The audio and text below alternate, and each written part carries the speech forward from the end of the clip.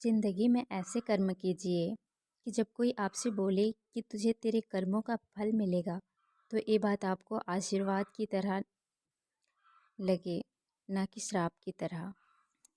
नमस्कार दोस्तों, मैं देवंती सिंह आपका अपने चैनल पर स्वागत करती हूँ। आज मैं सोचिए और अमीर बनिए की ऑडियो बुक आपके लिए लेकर आई हूँ। ऑडियो बुक शुरू करने से पहले मैं आपसे कहना चाहती हूँ कि चैनल को सब्सक्राइब करें, वीडियो को लाइक करें, शेयर करें और अपना विचार कमेंट बॉक्स में लिख कर जाइए। तो आज की ऑडियो बुक शुरू करते हैं। सन 1937 में पहली बार सोचिए और अमीर बनिए पुस्तक का प्रकाशन हुआ था। यह लेखक नेपोलियन हिल के जीवन भर की रचनाओं में सबसे अनमोल कृति है, जिसका प्रकाशन 1000 पृष्ठ के एक विशाल ग्रंथ द लॉ ऑफ सक्सेस के बाद हुआ था। हिल ने अपनी पत्नी रोचाली की मदद से अपने अधिकांश विचारों को संकलित किया और जिसके अंतर्गत पैसे कमाने के संदर्भ में उनके अनुभव, अपने दौर में सफलतम व्यक्तियों के साथ उनकी बातचीत एवं साक्षात्कार तथा सबसे महत्वपूर्ण द लॉ ऑफ सक्सेस में वर्णित कई गुण नियम शामिल हैं। इन सब बातों को इस अत्यंत रोचक पुस्तक में संकलित किया गया, जो अभी आपके हाथ में है। सुनिए और जानिए कि कैसे यह पुस्तक लाखों करोड़ों लोगों को अपनी सफलता का रास्ता खोजने और अपने जीवन में हमेशा आगे बढ़ने के लिए प्रेरित कर रही है। आपने सीखा है कि मनुष्य जो कुछ भी बनाता है या प्राप्त करता है उसकी शुरुआत इच्छा के रूप में होती है। यह इच्छा कल्पना की कार्यशाला में पैदा होने से लेकर परिपक्व होने तक की अपनी यात्रा तय करती है। यही इसके संक्रमण की योजना बनाती है और व्यवस्थित होती है। दूसरे अध्याय में धन की आपकी इच्छा को वास्तव में धन में परिवर्तित करने के लिए पहले चरण के रूप में आपको यह सुनिश्चित व्यवहारिक कार्यों का पालन करने के लिए कहा गया है था। इन चरणों में से एक सुनिश्चित और व्यवहारिक योजना या योजनाओं को बनाना है जिससे यह बदलाव हो पाएगा। अब इन योजनाओं को व्यवहारिक बनाने के निर्देशों को जानिए और इस प्रकार है। पहला, धन संचय के लिए अपनी योजना या योजनाओं को बनाने और उनका कार्यान्वयन करने के लिए जितने लोगों की ज़रूरत है उतने लोगों के साथ खुद को जोड़िए। बाद के एक अध्याय में वर्णित मास्टर माइंड सिद्धांतों का उपयोग करना, इस निर्देश का पालन करना अनिवार्य है, इसके अनदेखे ना करें।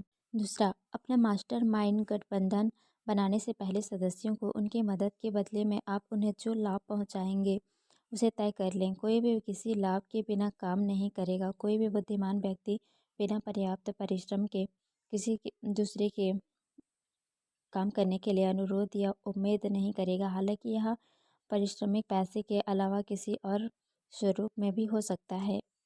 तीसरा, अपने मास्टरमाइंड के सदस्यों से हफ्ते में कम से कम 2 बार या अगर संभव हो तो उससे भी ज़्यादा बार तक मिलें जब तक आप सबसे मिलकर धन संचय की अपनी योजना या योजनाओं को पुख्ता ना बना लिया हो। चौथा, अपने मास्टरमाइंड के सदस्यों के साथ बेहतरीन सामंजस्य बनाए रखें। यदि आप इस निर्देश को मानने में विफल रहते हैं तो आपको असफलता का सामना करना पड़ सकता है। पूर्ण सामंजस्य के बिना मास्टरमाइंड सिद्धांत काम नहीं कर पाएगा। इन तथ्यों को ध्यान में रखें। पहला, आप एक बहुत महत्वपूर्ण कार्य में संलग्न है। सफलता सुनिश्चित करने के लिए आपकी योजना में कोई कमी नहीं होनी चाहिए। दूसरा, आपको दूसरे के अनुभव, शिक्षा, मूल्य, क्षमता और कल्पना का लाभ उठाना चाहिए। आपको ऐसे विपुल धन अर्जित करने वाले व्यक्तियों द्वारा अपनाई गई विधियों के अनुरूप करना चाहिए। दूसरों की सहायता के बिना कोई भी व्यक्ति विपुल धन का अर्जन सुनिश्चित करने लायक पर्याप्त अनुभव, शिक्षा, मूल्य, क्षमता और ज्ञान नहीं रखता है।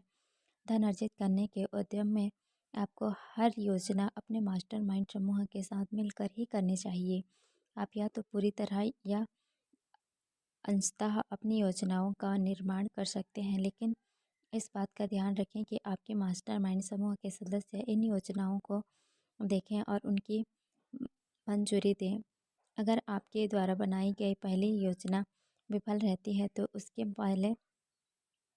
बदले दूसरी योजना को अमल में लाएं। अगर यह भी विफल रहती है तो तीसरी को अमल में लाएं और ऐसा तब तक करते रहें जब तक यह काम ना करने लगे। इसी बिंदु पर अधिकतर लोग विफल हो जाते हैं, क्योंकि योजना विफल हो जाने या उसकी जगह किसी और योजना को अमल में लाने की जगह वे उसी योजना के लिए अड़े रहते हैं।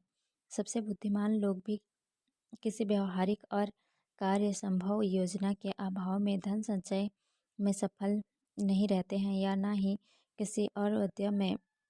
बस इस बात को ध्यान में रखें कि जब आपकी योजना विफल हो जाती है तो अस्थायी हार स्थायी विफलता नहीं है। इसका बस यही मतलब है कि आपकी योजनाएं उतनी सही नहीं थी। दूसरी योजनाएं बनाएं, फिर से शुरुआत करें। थॉमस एडिसन बिजली का बल्ब बनाने में सफल होने के से पहले 1000 बार विफल हो गए थे। मतलब उनको सफलता का ताज पहनने से पहले 10,000 बार अस्थायी हार का सामना करना पड़ा।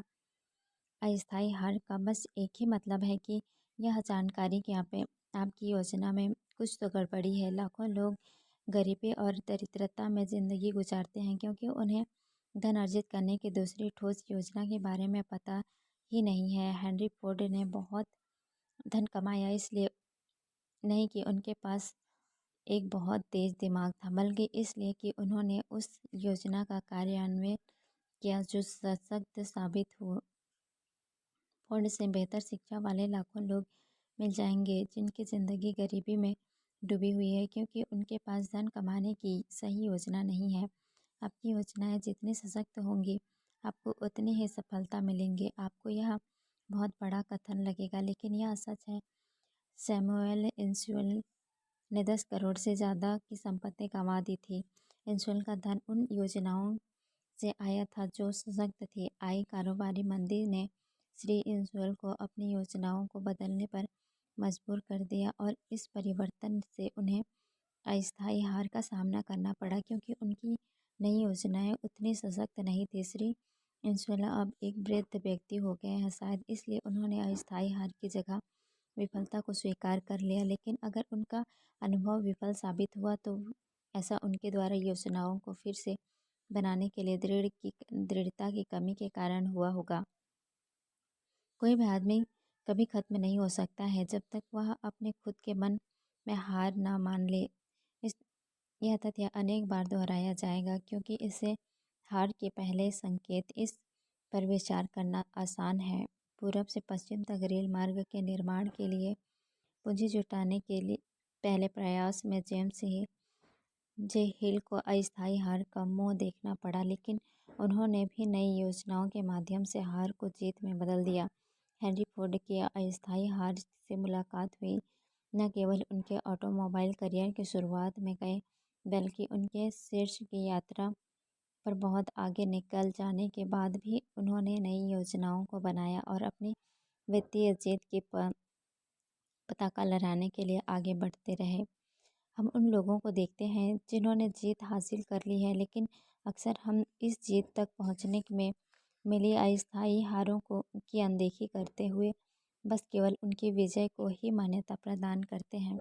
इस संदर्भ का कोई भी अनुयायी स्थायी हार का सामना किए बिना धन राशि जमा करने की कोई तार्किक उम्मीद नहीं रख सकता है। जब हार होती है तो इससे अपनी योजनाओं की पूरी तरह से सब कुछ बढ़िया ना होने का एक संकेत के रूप में देखें। अपनी योजनाओं को फिर से बनाएं और अपने लक्ष्य की ओर फिर से निकल पड़ें। और अगर आप मंजिल से पहले ही हार मान लेते हैं तो आप एक छोड़ देने वाले व्यक्ति हैं।